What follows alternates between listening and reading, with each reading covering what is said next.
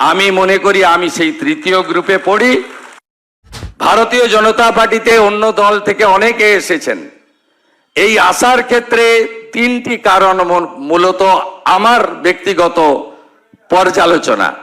প্রথম কারণ হচ্ছে এক দলের নির্বাচনের সময় আসা, ভোটে লড়া, নির্বাচনে জেতা, নির্বাচনে জিতে পালানো, অথবা হেরে আবার ব্যাক টু দি প্যাভিলিয়নে যাওয়া। আরেক গ্রুপের উদ্দেশ্য থাকে যখন অন্য দল তার কাছ থেকে সব কেড়ে নেয়, তার রাজনীতি করার সুযোগ থাকে না, তখন সে অন্য দলের কাছে আশ্রয় চায়।